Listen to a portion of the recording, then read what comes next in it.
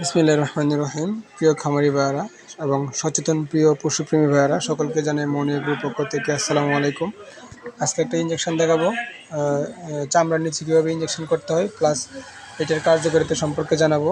এটা হচ্ছে ivermectin plus, অর্থাৎ আইভারমেকটিন এবং হচ্ছে ক্লোরসোলন যে কম্বাইন্ড ইঞ্জেকশনটা আছে, এটা হচ্ছে আসলে মূলত দেওয়া হচ্ছে বহিঃপরজীবী যে কৃমিনাশক আছে, যেমন চামড়ার উপরে ক্ষত হয়ে যাওয়া, মশামাছির কামড়ের কারণে অ্যালার্জি টাইপ দেখা দেওয়া।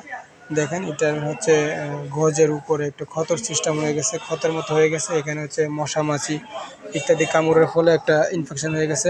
তো এটার উপরে আমি 1 ফোঁটা দিয়ে দিব, এটা ঠিক হয়ে যাবে ইনশাল্লাহ। এবং একটা ইঞ্জেকশন দিয়ে দিচ্ছি, সেটার দ্বারাতে হচ্ছে ওর বহিঃপরজীবী উকুন আঠালি যা আছে সবগুলো পড়ে যাবে এবং ভিতরে গুলকৃমিরও কিছুটা কাজ করে এখান থেকে।